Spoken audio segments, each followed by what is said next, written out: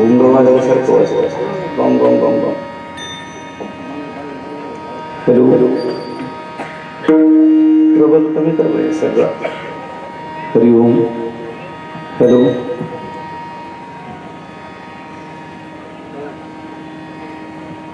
हरिओम. हरिओम. ते भोंग्यांचं कमी केलं तरी चालेल, एम्प्लिफायर मधूनच. हरिओम. हरिओम. हरी हरी.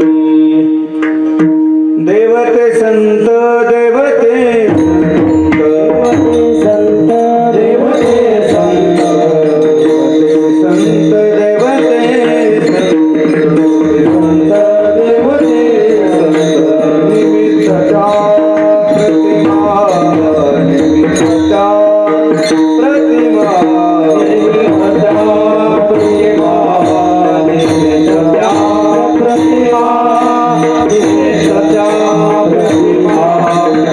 निमित्तचा प्रतिमा संत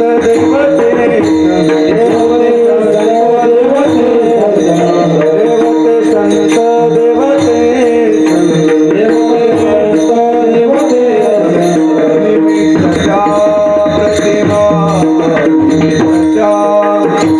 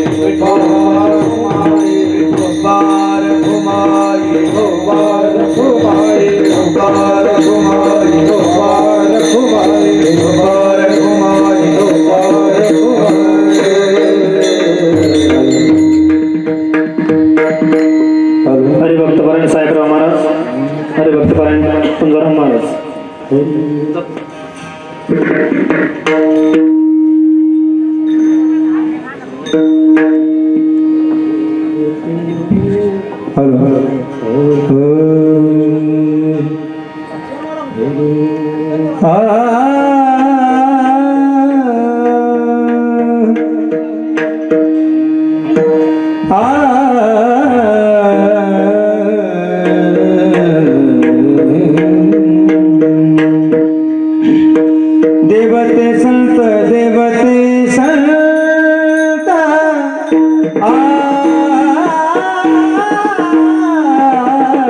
देवते संत देवते संत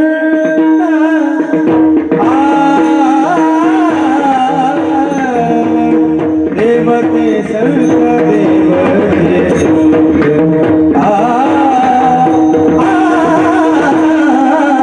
देवते संत देवते संत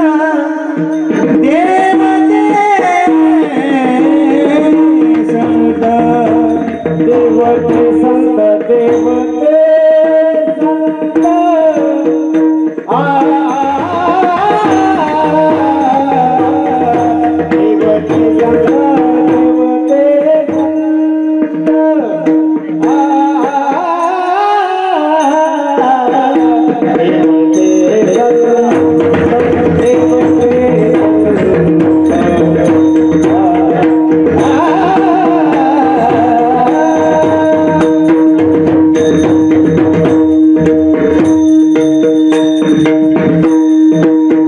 देवते संत देवते संत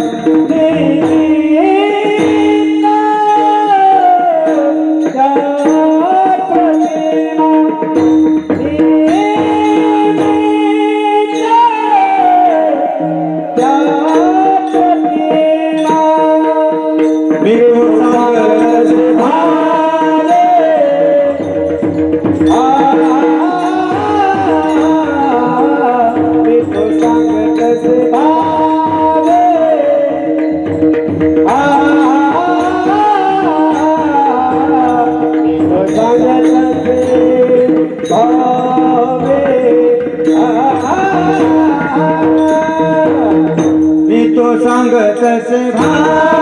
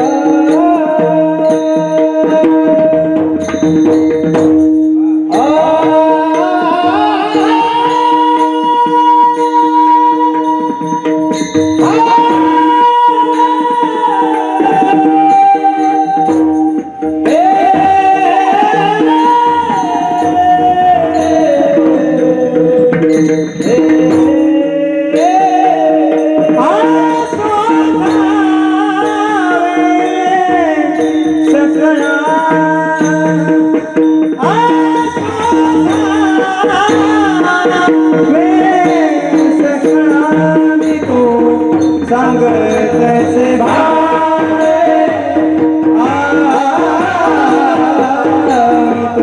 सांग तसे भावे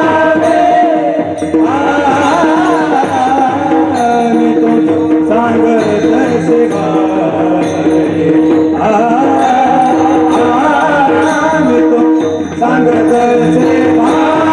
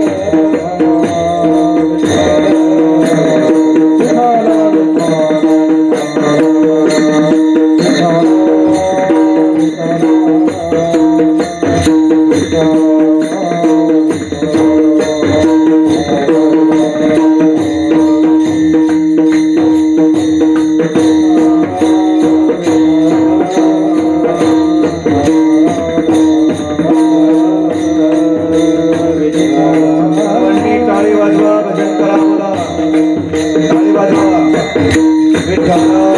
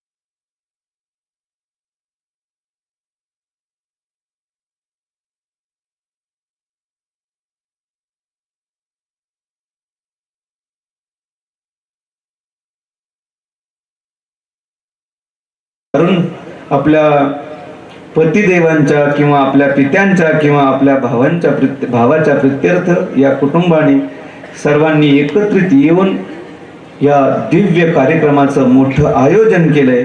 त्यांनाही कृतज्ञता व्यक्त करतो आणि सेवेकडे वळतो. विठ्ठल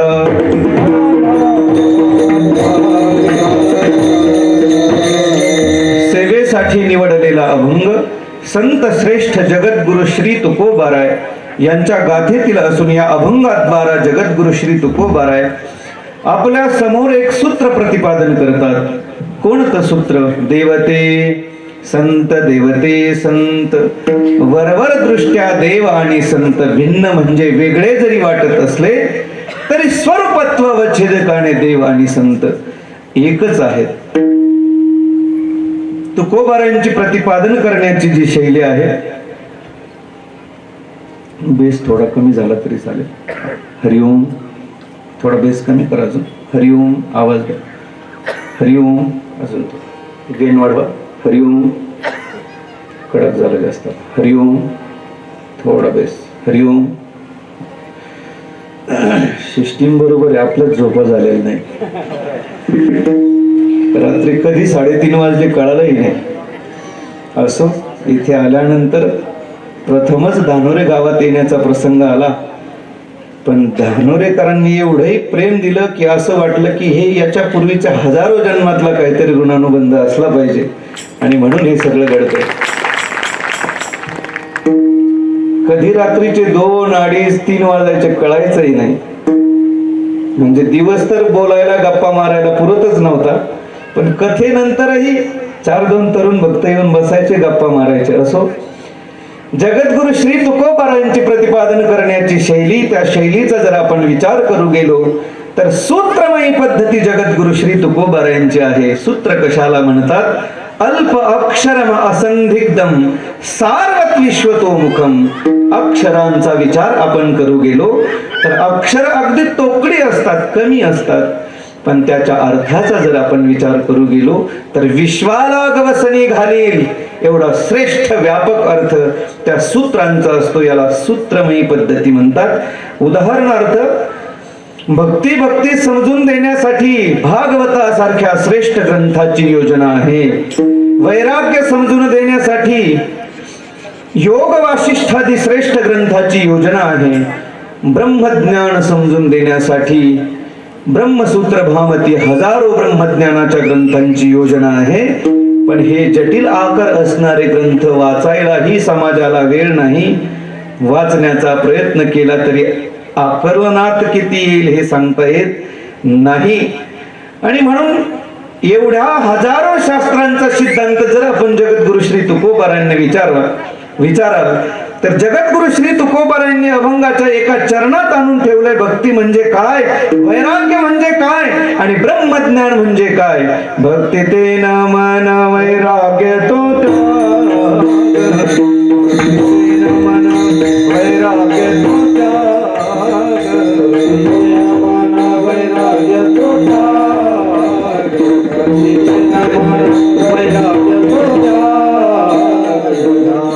ब्रह्मी भोग ब्रह्मतनु ब्रह्मतनु ब्रह्मतनु ब्रह्मतनु देहाच्या बावीजे आठा देहाच्या बावीजे आठा ब्रह्मी भोग ब्रह्मतनु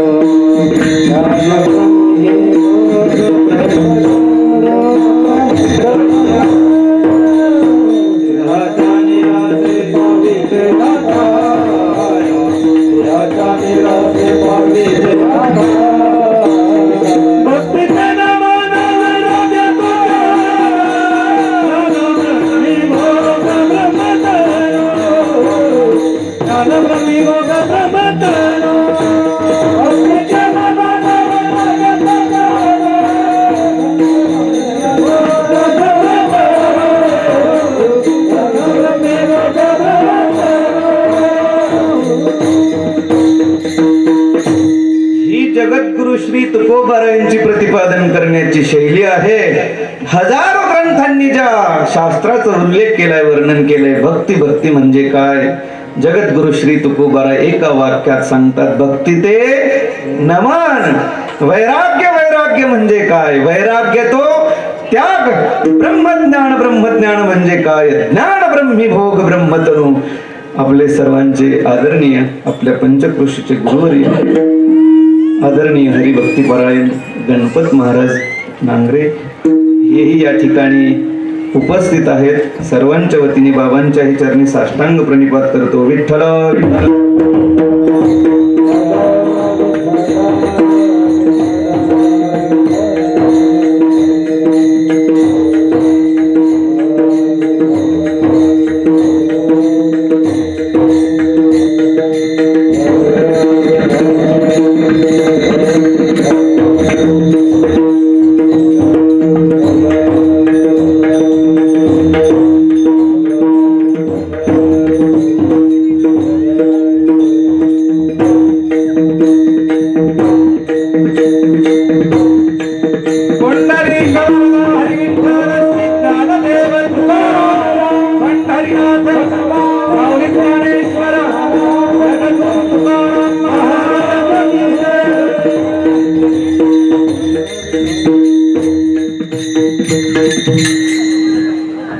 दोन गुरुबंधूंचं किती प्रेम असतं या कृतीतून आपल्याला समोर येते बरं का.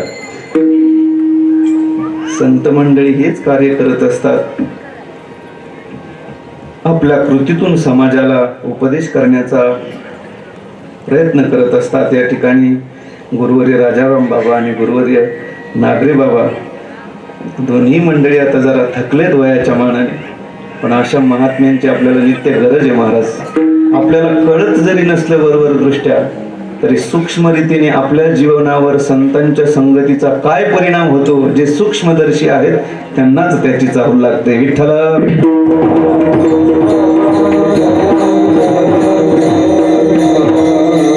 आपण विचार करत होतो जगद्गुरु श्री तुकोबारायांची प्रतिपादन करण्याची शैली जी आहे ते सूत्रमयी आहे, सूत्रमयी. भक्ती म्हणजे काय, वैराग्य म्हणजे काय, ब्रह्मज्ञान म्हणजे काय, जगद्गुरु श्री तुकोबाराय एका अभंगाच्या चरणातून सांगतात. ही जगद्गुरु श्री तुकोबारायांची प्रतिपादन करण्याची शैली आहे. बरं, विचार करू गेलो तर आजच्या अभंगाची योजना जगद्गुरु श्री तुकोबारायांना का करावी लागली याचा जर आपण विचार करू गेलो तर मानवी जीवनाचं केंद्रबिंदू काय असेल तर ते केवळ आणि केवळ भगवत प्राप्ती आहे. भगवत प्राप्तीच्या दिशेने मार्गक्रमण जर आपण करत नसलो आणि प्रापंचिक जीवनातील हजारो रीतीने प्राप्तव्य प्राप्त करण्याचा जरी आपण प्रयत्न केला आणि भगवत प्राप्तीच्या दिशेने जर आपली पावलं पडत नसतील तर हे बाकीचं सर्व असणं निरर्थक आहे. याचं एकमेव कारण मानवी जीवनाची इति कर्तव्यता होते ती केवळ आणि केवळ भगवत प्राप्तीने होते. मी पदर बोलत नाही महाराज, स्पष्ट बोलतात. विठ्ठलची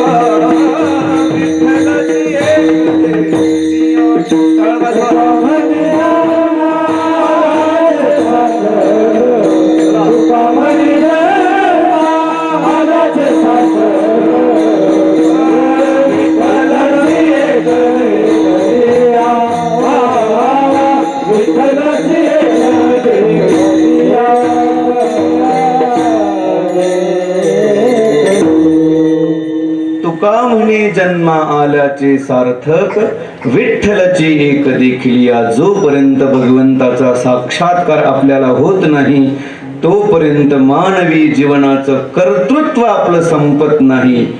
माणूस म्हणून जन्माला येऊन मृत्यूला सामोरं जाण्याचा अधिकार आपल्याला तेव्हाच प्राप्त होतो मृत्यू येण्याच्या पूर्वी भगवंताचा साक्षात्कार आपल्याला होणं गरजेचं आहे. तेव्हाच हे जीवन मानवी जीवन म्हणण्याच्या योग्यतेचं तयार होतं, अन्यथा नाही. विठ्ठलाची एक देखील या. मग तो विठ्ठल कसा आहे आपण पाहिलाय का? कोणी भाऊ पाहिलाय का तो विठ्ठल कसा आहे? आपण विठ्ठल कसा आहे कोणी पाहिलाय का?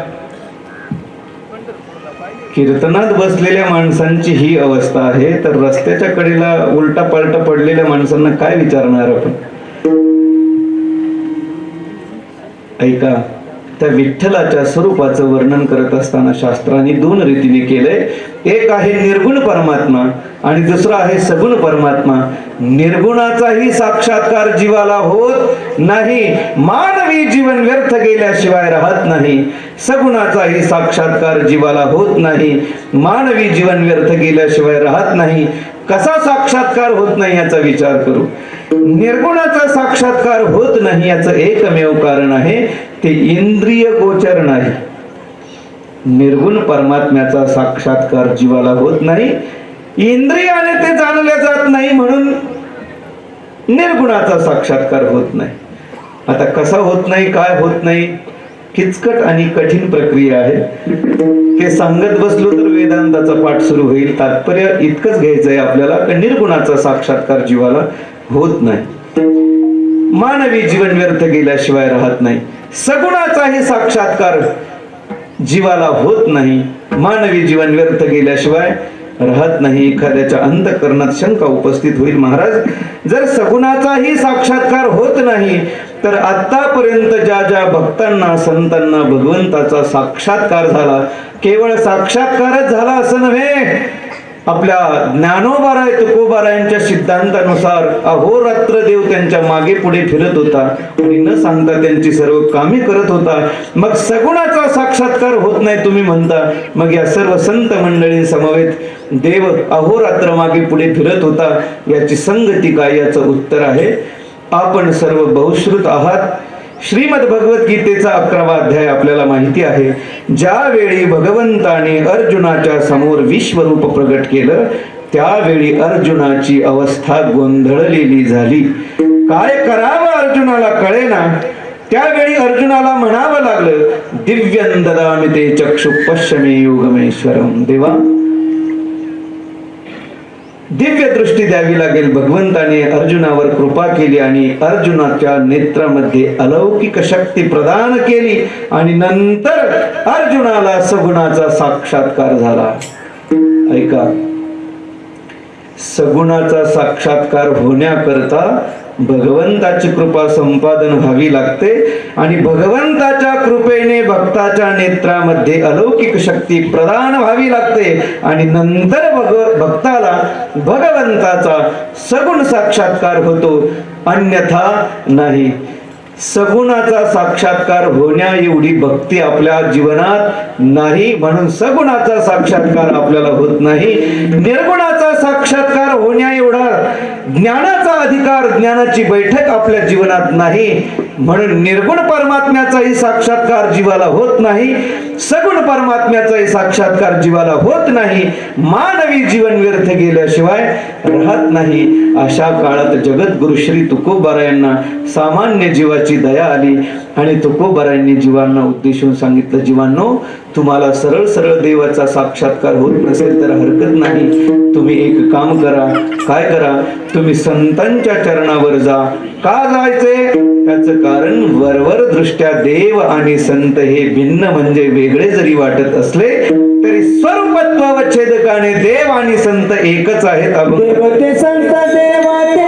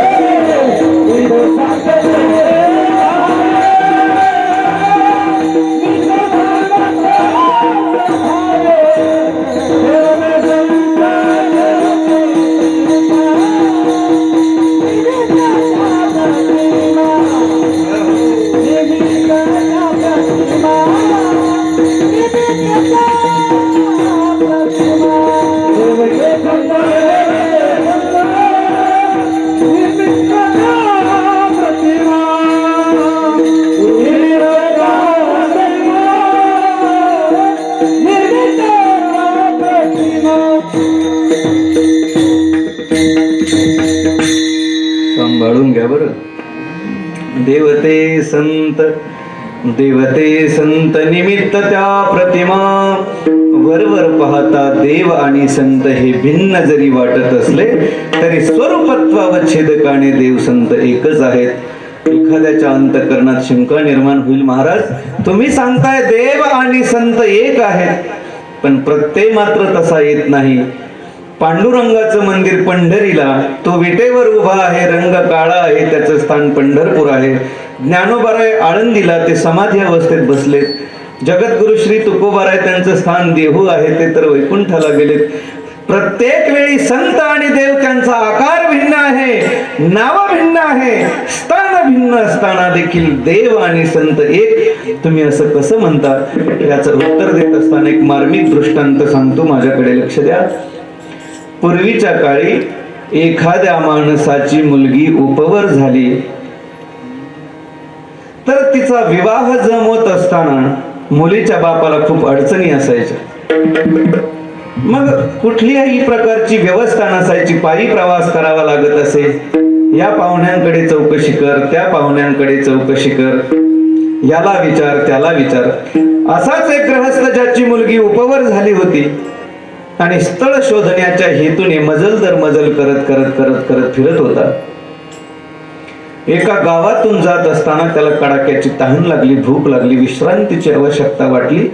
त्याच्या असं लक्षात आलं की या गावात आपला बालमित्र राहतोय, त्याच्याकडे जर आपण गेलो तर त्याला खूप आनंद होईल. 12-15 वर्षांनी मित्र भेटेल, आपल्यालाही आनंद वाटेल, थोडा वेळ विश्रांतीचीही व्यवस्था होईल, चहा पाण्याचीही व्यवस्था होईल आणि नवीन स्थळांबद्दल काही माहिती मिळत असेल तर तेही काम आपलं होईल. म्हणून हा मित्राच्या घरापर्यंत जातो, बाहेरूनच हाक मारतो, आहे का कोणी घरात? घराचा मालक दरवाजात येऊन पाहतो. बालमित्र पाहिल्यानंतर पळतच येतो आणि कडकडून मिठी मारतो. जसं रात्री आपण श्रीमद भागवत कथेत सुदाम चरित्र पाहिले या रीतीने. अरे मित्रा, किती दिवस झाले भेट नाही, गाठ नाही, कुठे असतो, काय करतो, इकडे कसा आला? त्याने सांगितलं, घरात नेणार आहेस की इथेच सर्व प्रश्न विचारतो. हाताला धरून घरात घेऊन आला. सोप्यावर बसण्याच्या अगोदर आवाज देऊन सांगितला, हो पटकन एक कप चहा करून आणा. घरातून आवाज आला, घरात साखरेचा पत्ताच नाही, कुठून करणार चहा? कोणी आलं की कर चहा, कर कॉफी, मला तेवढंच काम आहे, साखरच नाही कसा चहा करणार? तो म्हटला, काळजी करू नको, एक उंट टाक आणि एक हत्ती टाक आणि कर चहा. आलेल्या माणसाच्या अंतःकरणात शंकेचं काहूर माजलं. नसतो आलो तर बरं झालं असतं म्हणे. आपण माळकरी मनुष्य, उंट टाक हत्ती टाक, काय प्रकार? हो नाही करता 5 मिनिटात बाईने चहाचा कप याच्या समोर आणून ठेवला. याने हातात कप घेतला आणि त्यात डोकवायला सुरुवात केली. कुठे उंट दिसतो का? कुठे हत्ती दिसतोय का? हा त्याला म्हटला, अरे तू अर्धा घे ना. म्हणे मी आत्ताच घेतलाय, तुझ्यासाठीच केलाय. काय करावं, नसतो आलो तर बरं झालं असतं म्हणे. हा शेवटी वैतागून त्याला म्हटलं, भल्या माणसा, मी माळकरी मनुष्य आहे, तू याच्यात हत्ती टाकायला सांगितलाय, उंट टाकायला सांगितलाय, कसा पिणार? तो म्हटला वेड लागलाय का? अरे 15 दिवसापूर्वी मुलीचं लग्न झालं, त्या लग्नात रुखवतासाठी साखरेचा हत्ती, साखरेचा उंट, साखरेचा बैल, साखरेचा कुत्रा, साखरेचा घोडा असे नाना प्रकारचे प्राणी केले होते म्हणे. त्यापैकी एक उंट आणि एक हत्ती टाकलाय पेट, असं म्हटल्यावर एका घोटात त्याने कप मोकळा केला. आता माझ्याकडे लक्ष द्या. इथे जो उंट, हत्ती, गाढव, कुत्रा काय जे प्राणी असतील ती यांचं नाव भिन्न आहे की आकार भिन्न आहे? हुशार माणसाची एक त्यांनी उत्तर आहे. काय भिन्न आहे? नाव. सावडीवर दरोडा झाला होता.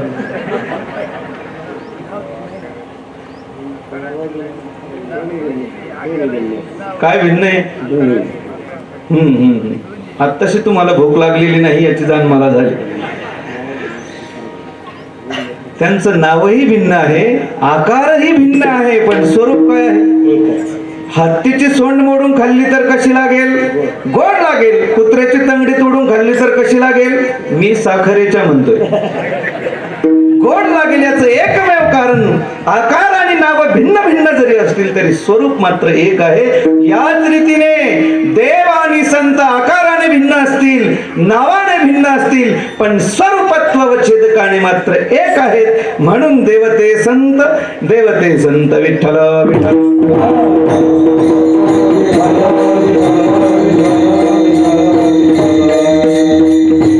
विश्वमाऊली ज्ञानोबरायांनी स्वरूपत्व व छेदकाने देव संत एक कसे आहेत याचा विचार करत असताना सांगितलंय, ते वर्तत दिसती देही परिते देही ना माझ्या ठाई, आणि मी तयांच्या हृदयी समग्र से. वरवर पाहता देव आणि संत वेगळे वाटतात. ते वर्तत दिसती देही परिते देही ना माझ्या ठाई, मी तयांच्या हृदयी समग्र असे. उदाहरण दिलं, सविस्तर वटत्व जैसे बीज कणिके माझी असे, बीज कणू वसे वटी जेवी रे. सविस्तर वटत्व जैसे. वडाचं झाड माहिती आहे आपल्याला? वडाचं झाड सोपं सांगण्याचा प्रयत्न करतो, माझ्याकडे लक्ष द्या. वडाचं झाड माहिती आहे आपल्याला? तुम्ही काहीच बोलत नाही. तुम्हाला बोलता येतंय की माझ्यासारखे मुके आहात सगळे? काहीतरी हो नाही म्हणा, म्हणजे प्रतिसाद दिला तर बरं वाटतं. कारण वक्ता तो वक्ता नव्हे, श्रोते नवीन. तुम्ही काही नाही कळलं तरी मनात बोलव, म्हणजे मला बरं वाटेल. विठ्ठल विठ्ठल.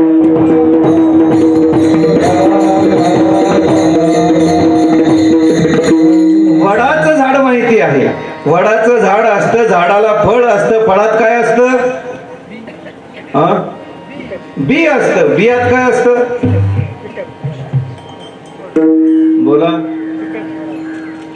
पाथरेकर मंडळी. झाड असतं, झाडाला फळ असतं, फळात बी असतं, बियात परत झाड असतं. वृक्ष आणि बीजाचा अन्योन्याश्रय असतो, त्याला परस्पर संबंध म्हणतात. शास्त्रीय भाषेत त्याला अन्योन्याश्रय म्हणतात. वृक्ष आधी की बीज आधी याची शहानिशा आपण करू शकत नाही. याच रीतीने देव आणि संत यांचा परस्पर संबंध आहे, अन्योन्याश्रय आहे. एक आधी संत आधी की देव आधी असं काही आपण म्हणू शकत नाही. त्याचं कारण भक्त आहे म्हणून देवाला किंमत आहे. विठ्ठल.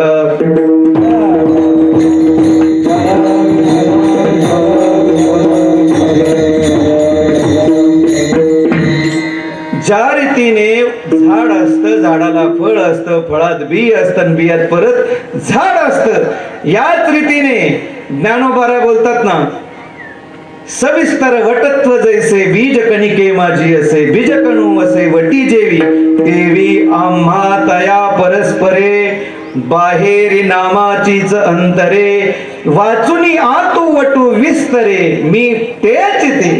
याला उदाहरण देत असताना ज्ञानोबारायांनी सुंदर दिले. संन्यासी भोवनी जनी तुवा चोराणी नेली माझी भगिनी परी विकल्पन उपजे म्हणी. मी तू दोन्ही स्वरूप रे.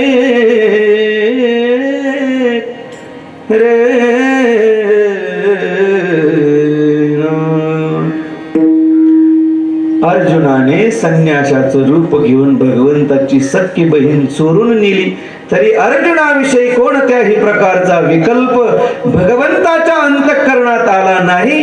याच एकमेव कारण देव आणि भक्त हे वरवर दृष्ट्या भिन्न जरी वाटत असले तरी स्वरूपत्व व छेदकाने देव संत एक आहेत. म्हणून देवते संत देवते संत देवते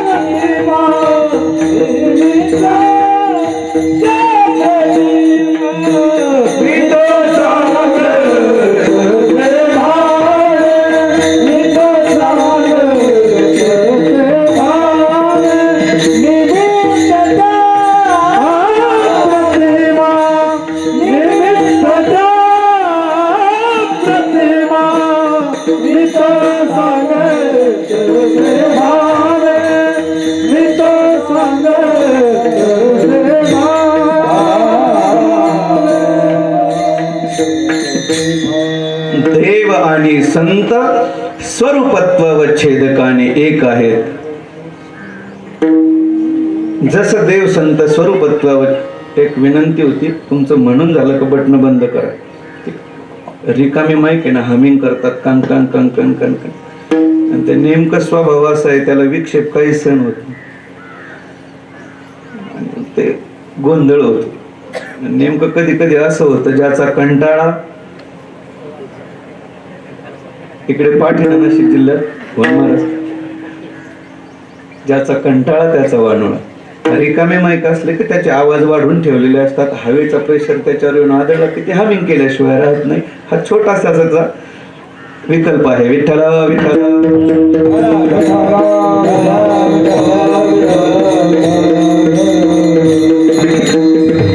ज्या रीतीने देव आणि संत स्वरूपत्व अवच्छेदकाने एक आहेत, याच रीतीने कार्यत्व अवच्छेदकाने देव संत एक आहेत. म्हणजे भगवान या भूतलावरती अवतीर्ण झाल्यानंतर ज्या रीतीने कार्य करतो त्याच रीतीने संत देखील या भूतलावरती अवतीर्ण झाल्यानंतर कार्य करतात.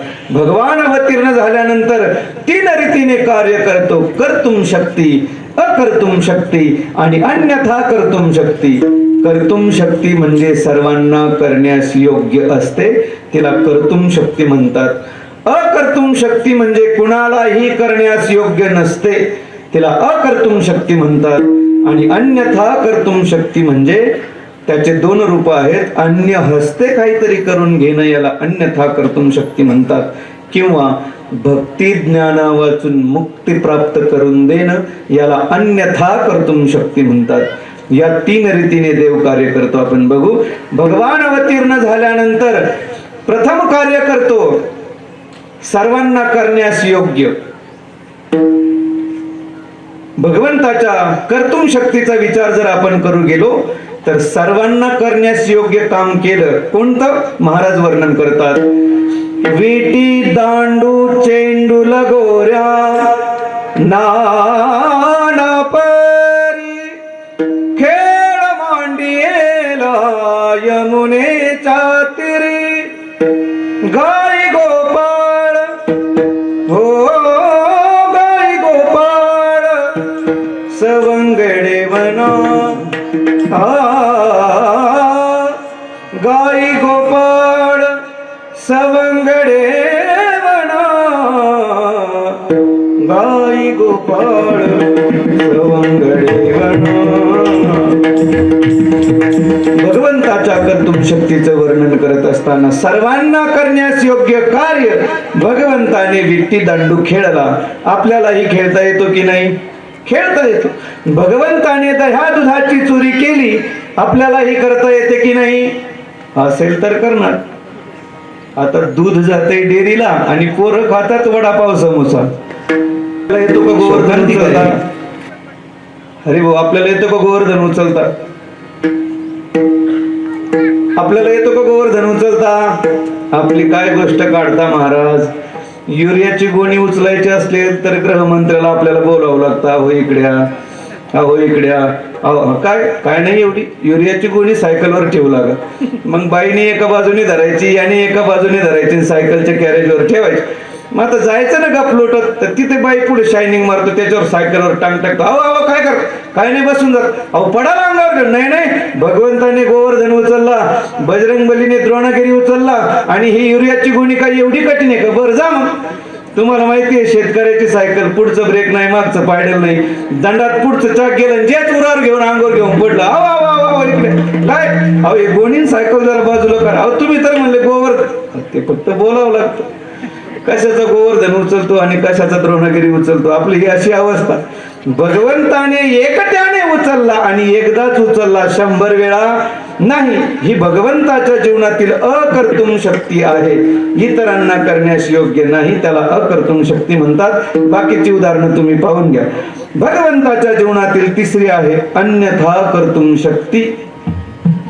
अन्य हस्ते काहीतरी करून घेणं, याला अन्यथा कर्तृत्व शक्ती म्हणतात. वानरा हाती लंका घेवली म्हणे तुका. भगवान प्रभू रामचंद्रांनी वानरांच्या करवी लंका स्वाधीन करून घेतली, याला म्हणतात अन्यथा कर्तृत्व शक्ती. आणि त्याचं दुसरं रूप असं आहे भक्ती ज्ञाना वाचून मुक्ती प्राप्त करून देणं, त्याला अन्यथा कर्तृत्व शक्ती म्हणतात.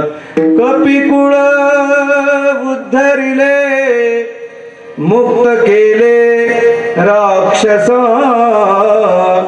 नाम चांगले चांगले माझे कंठी राहो भले. कपिकुळ उद्धरिले, मुक्त केले राक्षसा. आपण सर्व धार्मिक प्रवृत्तीचे आहोत, आपण नित्य भगवंताची उपासना करणारे आहोत.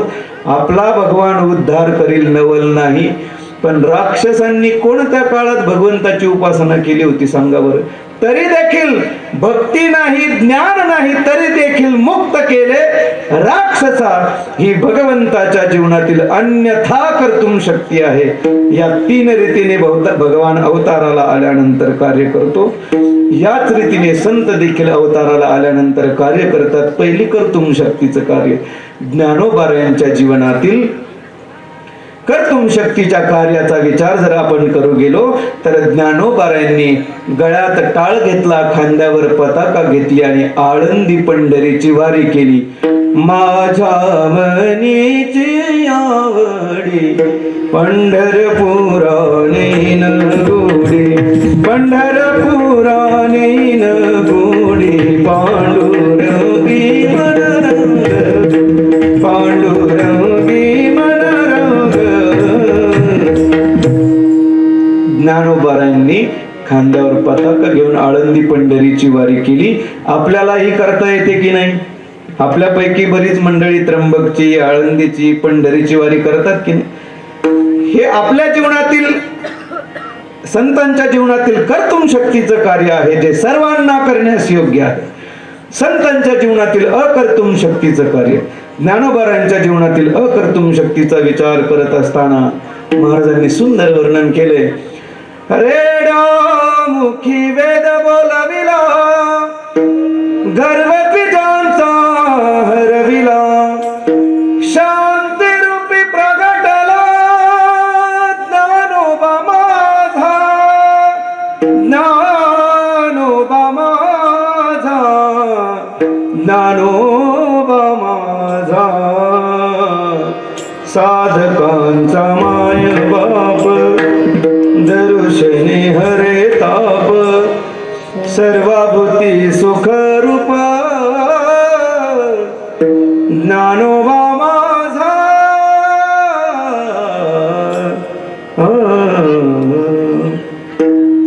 ज्ञानोबरायांच्या जीवनातील अकर्तुम शक्तीचं कार्य रेड्यामुखी वेद बोलविला.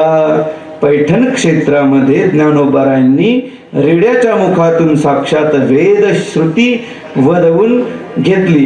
एकट्याने घेतली आणि एकदाच घेतली, 100 वेळा नाही आणि 1000 जणांनी नाही. ज्ञानोबरायांनी पैठण क्षेत्रात रेड्याच्या मुखातून वेदश्रुती वदवल्यानंतर काही बुद्धिवादी मंडळी त्यांच्या बुद्धीची फवारी उडवू लागले आणि त्यांनी सांगितलं त्या काळी पैठण क्षेत्रामध्ये रेडे आडनावाची माणसं होती, त्यापैकी एका रेड्याच्या मुखातून ज्ञानोबरायांनी वेदश्रुती वदवली. हे म्हणणं नामदेव महाराजांना सहन झालं नाही आणि मग महाराज म्हणतात, म्हैसी पुत्र मुखे बोलवणे श्रुती चालवणे भिंती बैसोनिया. नोहे हा सामान्य महिमा संतांचा, नैवेद्य हातीचा मूर्ती देवी. रेडे आडनावाची माणसं आपण पाहिली असतील, पण म्हैशी पुत्र आडनावाची माणसं पाहिलीत का? म्हैशी पुत्र कुणाला म्हणतात? म्हैशी पुत्र कुणाला म्हणतात? भास्कर भाऊ, म्हैशी पुत्र म्हणजे काय? काय म्हणतात इकडे? रेडा. लय शुद्ध भाषा आहे राव तुमच्याकडे.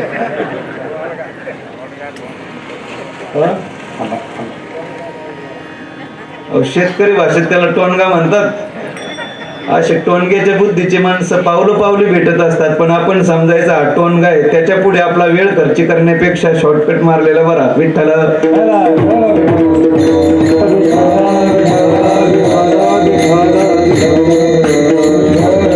ज्ञानोबरायांनी रेड्याच्या मुखातून वेदश्रुती वदवून घेतली. ही ज्ञानोबरायांच्या जीवनातील अकर्तुम शक्ती आहे. इतरांना शक्य नाही. एकदाच आणि एकट्यानेच, 1000 वेळा नाही. ज्ञानोबरायांच्या जीवनातील अजून अकर्तुम शक्तीचं वर्णन.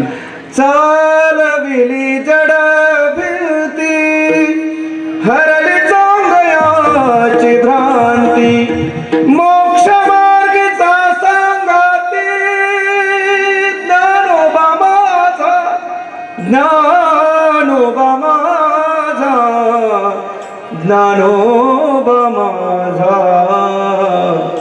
साधकांचा माय बाप दर्शन हरे ताप, सर्वाभूती सुख रूप ज्ञानोबा माझा.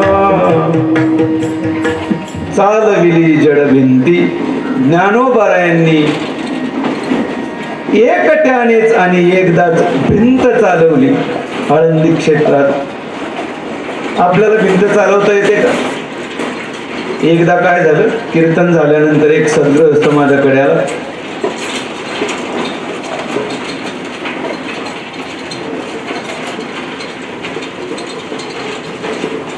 विठ्ठल विठ्ठल विठ्ठल.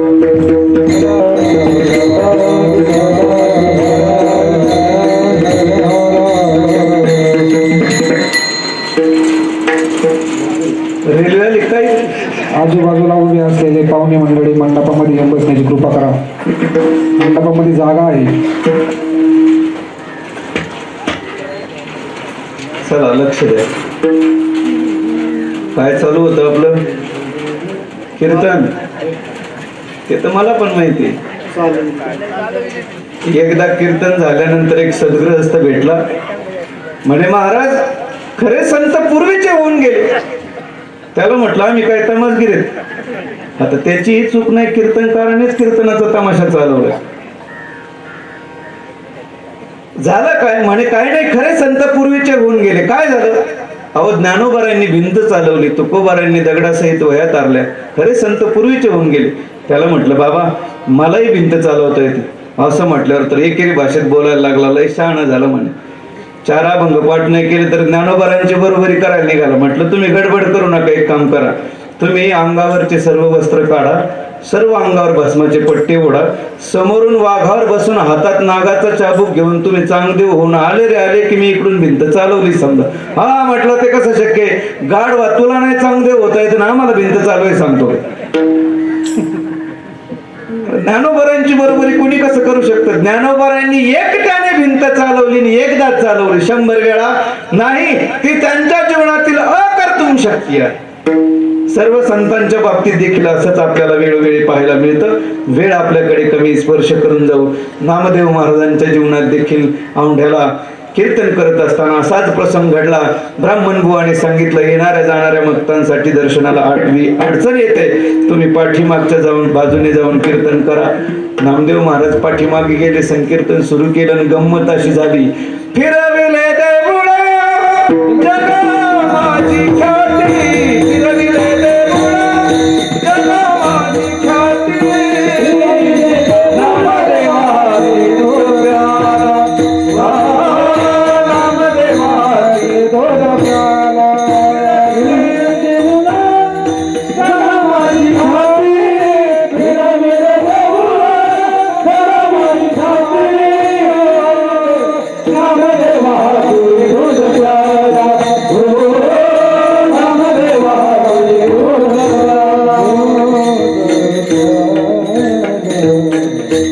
फिरविले देऊळ जगा माझी ख्याती ही नामदेव महाराजांच्या जीवनातील अकर्तृम शक्ती आहे. खूप सुंदर उदाहरण आहे. साक्षात देव नामदेव महाराजांच्या हाताने दूध प्याला, हे देखील त्यांच्या जीवनातील अकर्तृम शक्ती आहे. आता वेळ आपल्याकडे कमी आहे, आपल्याला पुढे जाणं गरजेचं आहे. जसं भगवान अवतीर्ण झाल्यानंतर कर्तुम अकर्तुम आणि अन्यथा कर्तुम शक्तीने कार्य करतो, याच रीतीने संत देखील अवतीर्ण झाल्यानंतर कर्तुम अकर्तुम आणि अन्यथा कर्तुम शक्तीने कार्य करतात. संतांच्या जीवनातील अन्यथा कर्तुम शक्तीचं कार्य, ज्ञानोबारांच्या जीवनातील अकर्तुम शक्तीचं अन्यथा कर्तुम शक्तीचं कार्य ऐका. अन्य हस्ते काहीतरी करून घेणं, याला अन्यथा कर्तुम शक्ती म्हणतात. आपण सगळे भाग्यवान आहोत. महाराष्ट्रात आपला जन्म झालाय आणि त्यातली त्यात आम्ही तर अजून भाग्यवान आहोत. नेवासा तालुक्यात आमचा जन्म झालाय, कारण नेवासा क्षेत्री ज्ञानोबारायांनी सच्चिदानंद बाबांच्या हस्ते ग्रंथराज ज्ञानेश्वरीचं लिखाण करून घेतलं. सच्चिदानंद बाबा दरे लेखकू जाहला. अन्य हस्ते काहीतरी करवून घेणं, याला अन्यथा कर्तुम शक्ती म्हणतात. हे ज्ञानोबारायांच्या जीवनातील असलेली अन्यथा कर्तुम शक्ती आहे. आणि त्याचं दुसरं रूप असं आहे, भक्ती ज्ञाना वाचून मुक्ती प्राप्त करून देणं, त्याला अन्यथा कर्तुम शक्ती म्हणतात. सकल संतांनी तुमच्या माझ्यासारख्या सामान्यातल्या सामान्य जड जीवासाठी भक्ती ज्ञानाचा कोणताही अधिकार नसताना केवळ संकीर्तनाच्या द्वारा मुक्तीचा मार्ग आपल्या हाती सुकर आणून ठेवलाय. ही त्यांच्या जीवनातील अन्यथा कर्तुम शक्ती आहे. विठ्ठल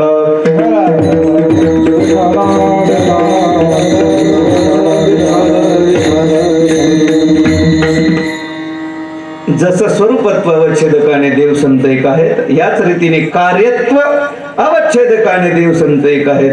याच्या पुढे जाऊन गुणत्व अवच्छेदकाने एक आहेत. म्हणजे जे सर्व गुण भगवंताच्या ठिकाणी आहेत, तेच सर्व गुण सकल संतांच्या ठिकाणी आहेत. हरी तैसे हरीचे दास, नाही तया भय मोह चिंतास, निराहाती उदास, बळकट कास भक्तीची, धरुणी पाय त्याजिले जन, न लगे मान मृत्तिका धन. जे सर्व गुण भगवंताच्या ठिकाणी आहेत, तेच सर्व गुण सकल संतांच्या ठिकाणी आहेत. आणि चौथा प्रकार, भगवंताच्या साक्षात्काराने जी जी काही फलश्रुती आपल्याला प्राप्त होते, ती सर्व फलश्रुती संतांच्या दर्शनाने प्राप्त होते. म्हणून देवते संत, देवते संत, 4 प्रकार मी तुमच्या समोर ठेवले. फलत्वावच्छेदकाने देव संत एक, गुणत्वावच्छेदकाने देव संत एक, कार्यत्व व छेदकाने देव संत एक आणि स्वरूपत्व व छेदकाने देव संत एक, अशा 4 प्रकाराने आपण विचार केलाय. देव आणि संत भिन्न नसून कसे आहेत, एक आहेच. वरवर पाहता प्रतिमा मात्र जरी ते भिन्न वाटत असले तरी ते स्वरूपत्व, कार्यत्व, गुणत्व आणि फलत्व व छेदकाने एक आहेत. जी गोष्ट माझ्या अनुभवाला आली ती सकल समाजाला ठाऊक असावी या भावयुक्त अंतःकरणाने मी आपल्या सर्वांच्या समोर प्रगट करत आहे. अभंगाचं मी तो सांगत से भावे, तो सांगत से भावे, मी तो सांगत से भावे, तो सांगत से भावे, मी तो सांगत से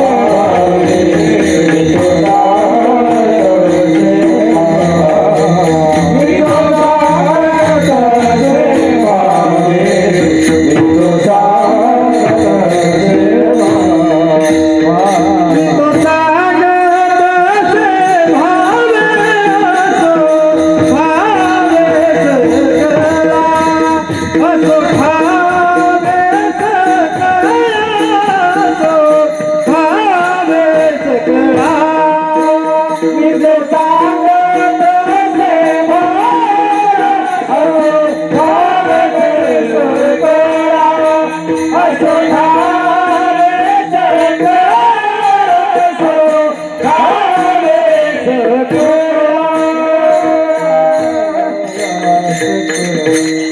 मी तो सांगत से भावे असो ठावे सकळ.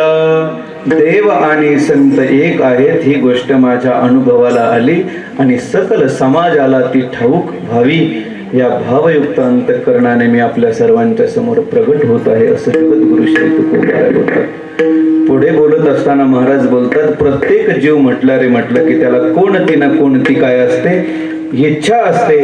पण सकल जगात तुम्ही कुठेही फिरा, तुमच्या इच्छेची पूर्ती होईल की नाही याची शाश्वती देता येत नाही.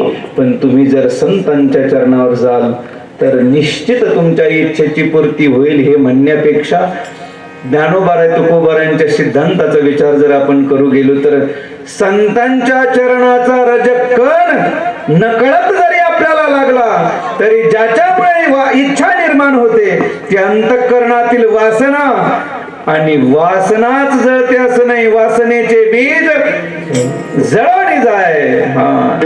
इच्छा पूर्ण होईल यात काय नवले महाराज. म्हणून संतांच्या चरणावर गेल्यानंतर आपल्या सर्व इच्छा पूर्ण झाल्याशिवाय राहत नाही. इतर दाही दिशेने तुम्ही जा, त्या ओस पडल्यात, निकाम्या पडल्यात, येथे इच्छा पुरत असे. गेल्या 2 तासांपासून तो कोभाराय बोलतात देव आणि संत एक आहे, देव आणि संत एक आहेत. साधक मंडळी विचारू लागली, महाराज देव संत एक, देव संत एक, देव संत एक तुम्ही सांगताय, याचा काही प्रत्यय काही अनुभव तुम्हाला आला की नाही, की मनाचं काहीतरी सांगता? तुकोबाराय बोलतात असा तसा अनुभव आलेला नसून रोकडा अनुभव आला. तुका म्हणे रोकडे दे, तुका म्हणे रोकडे दे, तुका म्हणे रोकडे दे, तुका म्हणे रोकडे दे, तुका म्हणे रोकडे दे,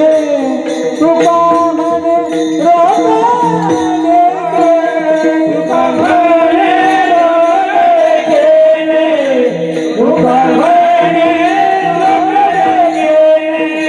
सेविता येणे पोट घाल, सेविता येणे पोट घाल, मी तो तसे भावे, मी तो तसे भावे, पोट सेविता येणे पोट घाल, मी तो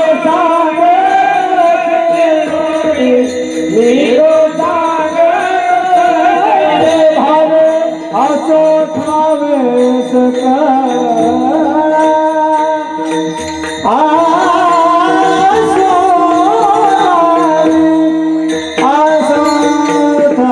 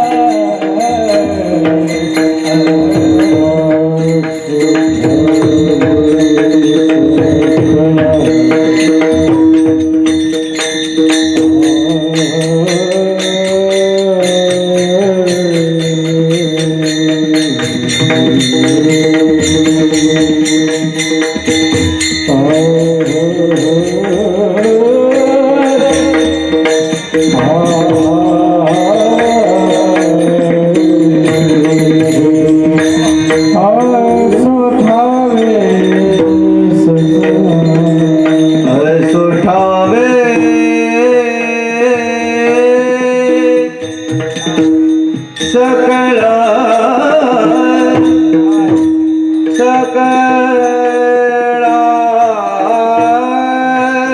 रे आ आ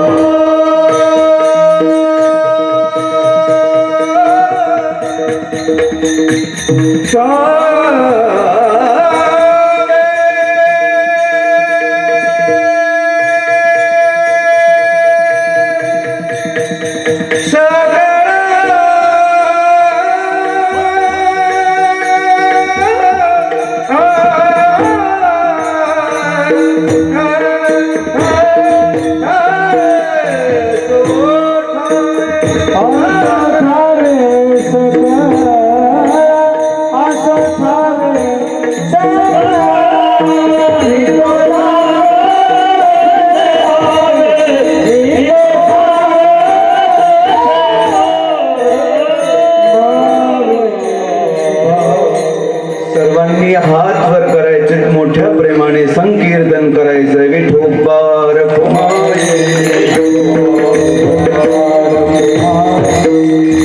विठोबार कुमारी हात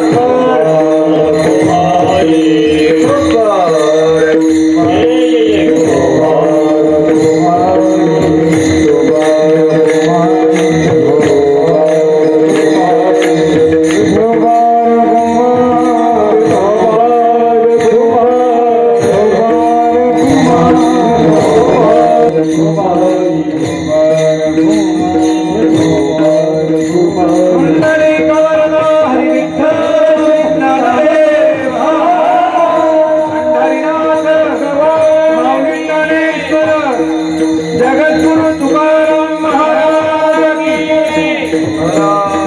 विठोबार कुमारी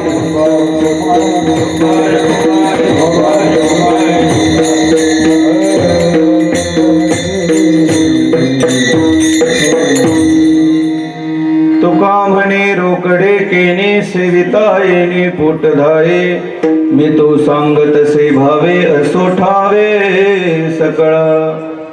झालेली सेवा भक्त काम कल्पद्रुम भगवान श्री पंढरीश पांडुरंगाच्या चरणी समर्पित करतो. जे काही योग्य असेल ते माऊली ज्ञानोबाराय तुकोबाराय वेदशास्त्र आणि गुरुवर्यांचं आहे. जे काही अयोग्य असेल ते माझ्या अल्पबुद्धीचे दोष आहेत. श्रोते सज्जनांनी ते गोड करून घ्यायचे.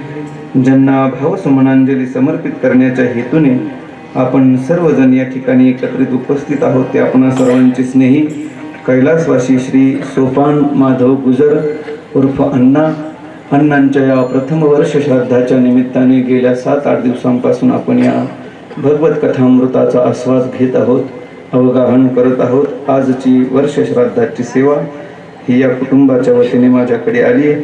या कार्यक्रमासाठी आणि या कुटुंबावर प्रेम करणारी आपण सर्व ज्येष्ठ श्रेष्ठ मंडळी या कुटुंबाच्या सांत्वनाच्या निमित्ताने उपस्थित राहिलात. समस्त ग्रामस्थ ही पंचक्रोशीतील भाविक मंडळी ही 8 दिवसांपासून विशेषत्वाने आपण सर्वजण उपस्थित राहून या कुटुंबाला उपकृत केलंय. आपल्या सर्वांचाही ऋणनिर्देश करतो. त्याचप्रमाणे आज ज्यांची उपस्थिती या कार्यक्रमाला लाभली आहे त्या आदरणीय हरिभक्तीपरायण आपल्याच पंचक्रोशीतील श्रद्धास्थान गुरुवर्य गणपत महाराज नागरे, त्याचप्रमाणे गुरुवर्य हरिभक्तीपरायण राजाराम महाराज तुवर, त्याप्रमाणे या पंचक्रोशीतील सर्व भजनी मंडळी उपस्थित आहेत. आपणही दूरहून लांबून सर्व पाहुणे मंडळी इष्टमित्र सगळे सोयरे उपस्थित राहिलात. आपल्या नेवासा राहुरी पंचक्रोशीत महाराज मंडळींना कीर्तनकाराला नावं घ्यायची सवय, पण या पंचक्रोशीमध्ये वैराग्यवान महात्मे होऊन गेले. त्याच्यामुळे इकडच्या श्रोत्यांना कुणाचंही नाव घेतलेलं आवडत नाही. ही साधूंच्या जीवनातली असलेली श्रेष्ठ अवस्था. या दिव्य उपदेशाने उपकृत झालेली ही सर्व मंडळी आणि महात्म्यांचं खोलवर तत्वज्ञान यांच्या खोलवर अंतःकरणात रुजलेलं आहे आणि म्हणून तर असा दिव्य आशा ही सर्व मंडळी करते. तरी देखील 8 दिवसांपासून आमच्यावर प्रेम करणारी या गावातील सर्व ज्येष्ठ श्रेष्ठ आदरणीय वसंत भाऊ आहेत, आदरणीय भास्कर भाऊ आहेत, आदरणीय आमचे जयवंत भाऊ आहेत, आदरणीय सर दररोज प्रकृती स्वास्थ्य नसतानाही या ठिकाणी दररोज उपस्थित सर आहेत आणि सर्वच ज्येष्ठ श्रेष्ठ मंडळी. म्हातारे माणसांची नावं घेतली म्हणजे सगळं गाव त्याच्यात आलं. आता बाकीच्यांची घ्यायची काही गरज नाही. आदरणीय विठ्ठल महाराजही दररोज उपस्थित होते, आदरणीय भुवन महाराजही दररोज उपस्थित होते.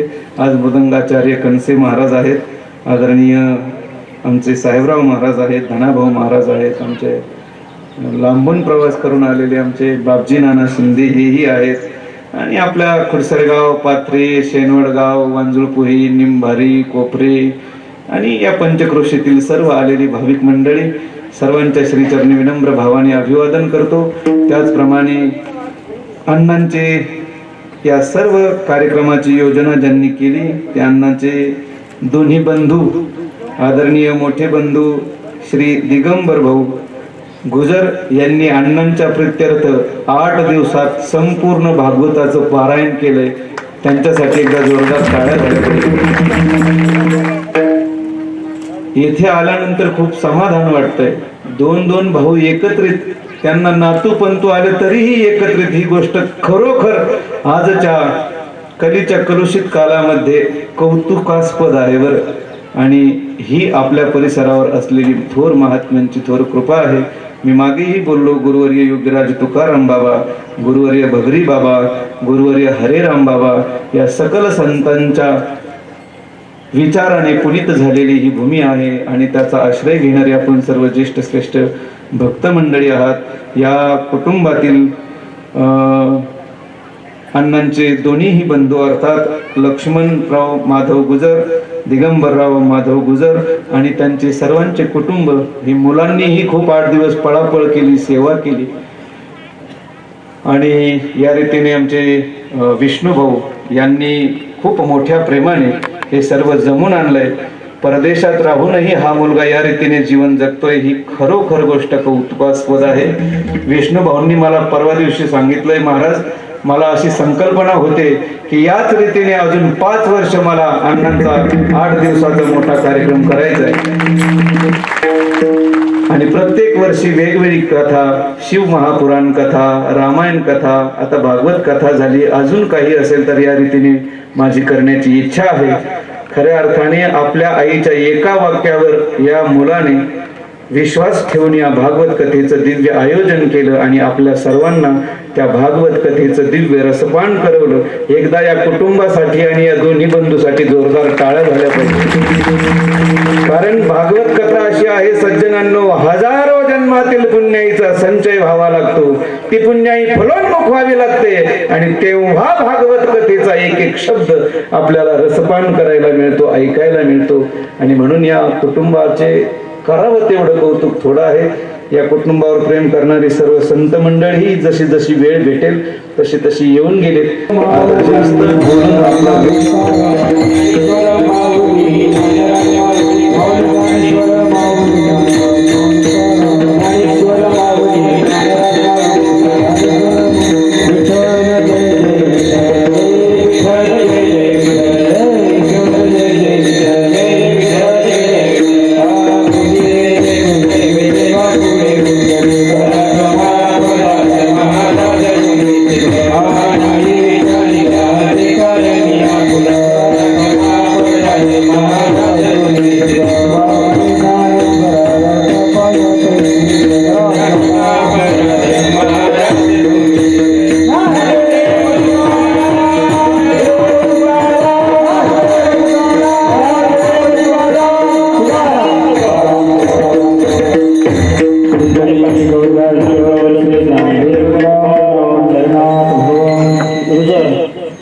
यांच्या प्रथम वर्षाच्या निमित्ताने आयोजित केलेली श्रीमद भागवत कथा, तदनंतर आजचं कीर्तन,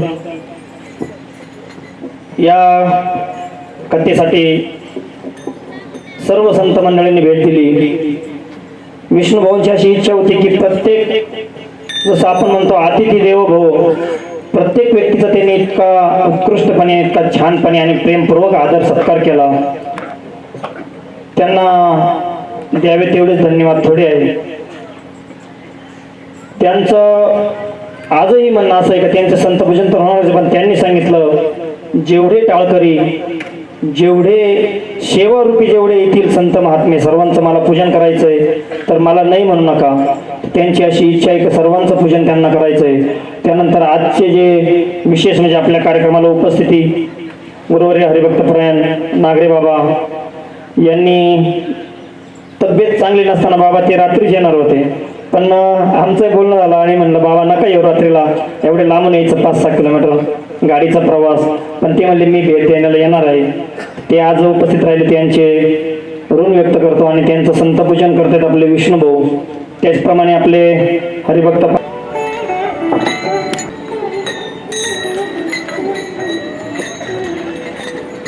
आपलं हो सर्वांचं संतपूजन होतील. त्यानंतर बाबा आपले 2 शब्द मनोगत व्यक्त करतील अशी बाबांना विनंती करतो. प्रथम हो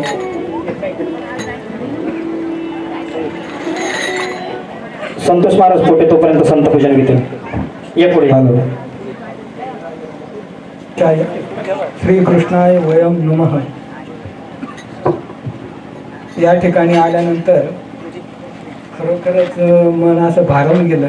मला असं वाटलं रात्रीच यायला पाहिजे होतं. हरकत नाही, सोपान काका तसा यांचा माझा जरी जवळून संबंध असला तरी आश्रमाशी संबंध जरूर असणार. आणि मला तरी असं वाटतं त्या निमित्तानंच माझं या ठिकाणी येणं झालं. आणि या कार्यक्रमाच्या निमित्तानं दरवर्षी वक्ता बदलतोय आणि माझ्याकडे आज ही जे मला येण्याचं सगळ्यात महत्त्वाची गोष्ट, या ठिकाणी आज जे मंडळ आलेले आहे, ज्यांचा कार्यक्रम आहे ते माझ्याजवळचे, त्यांचे सासरे माझ्याजवळचे. हरिभक्तीपरायण राजाराम महाराज तुवर हे आणि मी आळंदीला एका खोलीमध्ये राहिलो होतो, त्यामुळं मला येणंच भाग होतं. आणि म्हणून या ठिकाणी मला हा योग प्राप्त झाला. आपण सर्वांनी सुद्धा श्रीमद भागवत ऐकलं. श्रीमद भागवतामध्ये जे महत्त्वाचे 6 विषय सांगितलेले, संपूर्ण श्रीमद भागवताचं तात्पर्य जे सांगितलंय त्याचे 6 मुद्दे निवडलेले आणि त्यातूनच त्याची उत्पत्ती झालेली. आणि तो सगळा विषय आपण महाराजांच्या मुखातून ऐकलेला आहे. तेव्हा या ठिकाणी आपण खरोखर सगळे धन्य आहोत की ज्यांची वाणी, ज्यांचं ताल स्वर सगळंच अत्यंत सुंदर असं चिंतन सर्वच आपल्याला ऐकायला मिळालं. तेव्हा मी महाराजांचे या ठिकाणी आभार मानतो आणि या ठिकाणी ज्यांच्या निमित्तानं हा कार्यक्रम आहे त्यांना भावपूर्ण श्रद्धांजली अर्पण करतो. माझे 2 शब्द संपवतो. धन्यवाद महाराज. याबद्दल यानंतर आपले गुरुवर्य राजाराम बाबा 2 शब्द व्यक्त करतील. वसुदेव सुतं देवं कंसचाणूरमर्दनं देवकी परमानंदम कृष्णं वंदे जगद्गुरुं. आज कैलासवासी सोपान काका गुजर आणि यांचं प्रथम पुण्यस्मरण या निमित्ताने 7 दिवस हरिभक्तपरायण योगीराज महाराज आणि यांच्या श्रीमुखातून सुंदर अशी श्रीमद भागवत कथा आपण 7 दिवस श्रवण केली. सर्वच माता पिता, पुरुष मंडळी, माता भगिनी आणि सर्वांनी श्रवण केली. मलाही बी काल आमचे विष्णू भाऊ ज्या वेळेला महाराजांच्याकडे मेळात आले बोळा प्रवरा संगम, त्यावेळेला माझ्याकडे येऊन गेले तिळापूरला. आणि त्यांच्या प्रेमामुळं माझी तब्येत बरी नसताना एवढी, पण मलाही बी यावं लागलं शेवटच्या दिवशी का होईना. आम्हालाही हजर राहण्याचं सौभाग्य प्राप्त झालं. आणि सुंदर अशी भागवत कथा महाराजांच्या मुखातून ऐकली. आणि आज काल्याचं कीर्तनही महाराजांनी असं गोड केलं. देवते संत देवती संत निमित्त त्या प्रतिमा. महाराज सर्वगुण संपन्न आहेत. आता गाणारे आहेत, वाजवणारे आहेत, त्याचप्रमाणे वक्तृत्व कला आहे, त्यांच्याकडे सर्व गुण आहे. आणि आज दुधात साखर म्हणजे आज आमचे गुरुबंधू गणपत महाराज नागरे आणि या कार्यक्रमाला हजर राहिले म्हणून खूपच विशेष आनंद झाला. आणि इतरही संत मंडळी अनेक आहेत, सर्वांचे नाव काय मला सांगता येणार नाही. सर्व टाळकरी मंडळी, सर्व महाराज मंडळी. तेव्हा सोपान काकांच्या निमित्ताने हे भागवत या ठिकाणी झालं. त्यांचे बंधू, त्यांच्या पत्नी, त्यांचे मुलं, त्यांचा सर्वच परिवार, सुना वगैरे, आणि सर्वांना धन्यता द्यावी तेवढी थोडी आहे की त्यांनी या काया वाचा मनाने हा कार्यक्रम या ठिकाणी संपन्न केलेला आहे. तेव्हा पांडुरंगाच्या चरणी मी अशी प्रार्थना करतो की सोपान काका, आणि ते तर त्यांचं पुण्य होतं म्हणूनच एवढा कार्यक्रम झाला, पुढेही होणारच आहे. तेव्हा सोपान काकांना, त्यांच्या आत्म्याला चिरशांती प्राप्त हो अशी पांडुरंगाच्या चरणी आणि प्रार्थना करतो आणि माझ्या वाणीला विराम देतो.